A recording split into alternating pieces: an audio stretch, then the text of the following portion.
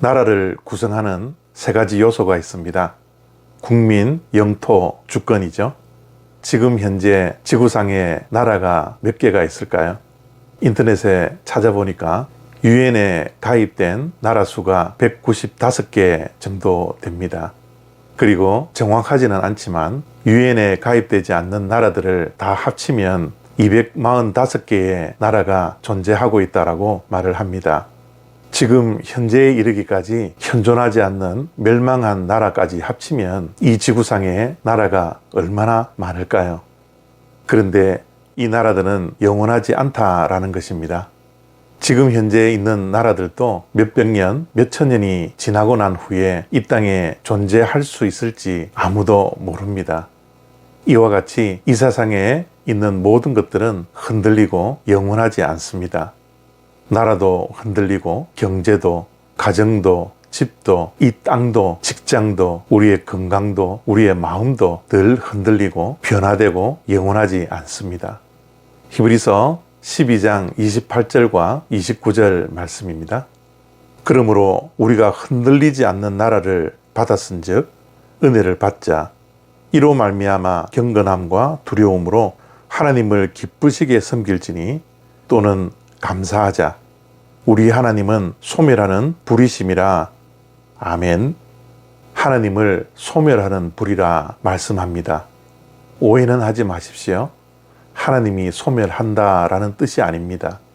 이 세상의 모든 것을 소멸시키시는 심판의 하나님이라는 것을 말씀하고 있습니다.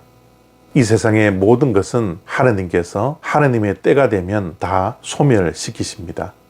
그러기에 이 세상의 모든 것은 영원하지 않습니다. 언젠가는 다 없어질 것들입니다. 하나님께서는 흔들리고 소멸할 영원하지 않은 것을 불로 심판하시고 소멸시키는 것이지요. 그러나 우리는 소멸되지 않고 흔들리지 않는 하나님의 나라를 하나님의 은혜로 받았습니다. 우리는 영원히 소멸되지 않고 흔들리지 않는 하나님 나라의 백성들입니다. 그래서 흔들리고 소멸될 수밖에 없는 나라에 속해서 살아가는 동안 하나님의 은혜를 늘 받아야 합니다. 하나님의 은혜 따라 우리는 구원을 받았고 하나님 나라의 백성이 되었고 하나님의 은혜에 따라 우리는 이 땅에서 사는 것입니다. 하나님의 은혜를 받을 때 우리는 흔들리지 않습니다.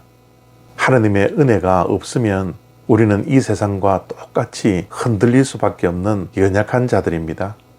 그래서 흔들리지 않고 소멸되지 않을 영원한 하나님의 나라를 소망하며 흔들리지 않는 인생이 되기 위해서는 우리는 하나님의 은혜를 받고 누리는 삶을 살아야 합니다. 은혜 속에서 살아가는 자들의 특징이 무엇인지 아십니까? 그것은 바로 감사라는 것입니다. 범사에 감사한 것입니다. 우리가 감사하지 못하고 원망과 불평이 있고 흔들림이 있을 때 하나님의 은혜를 더욱더 사모해야 합니다. 하나님의 은혜가 임하면 원망과 불평이 감사로 바뀌게 되는 것이죠. 감사하기에 우리는 기뻐할 수 있습니다. 하나님을 기쁨으로 섬길 수 있습니다. 우리의 심령 속에 감사가 충만하면 자연적으로 기쁨이 충만해지는 것입니다.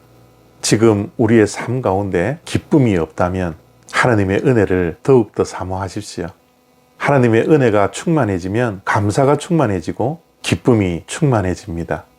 특별히 하나님을 섬기는데 더욱더 큰 기쁨으로 섬길 수 있게 됩니다. 하나님을 섬기는데 지쳐갑니까? 때로는 실망이 됩니까? 낙심됩니까? 하나님을 섬기는데 힘이 빠져 있습니까? 하나님의 은혜를 사모하십시오. 하나님의 은혜를 더욱더 바라고 기다려야 합니다. 그리고 하나님의 은혜를 누려야 합니다.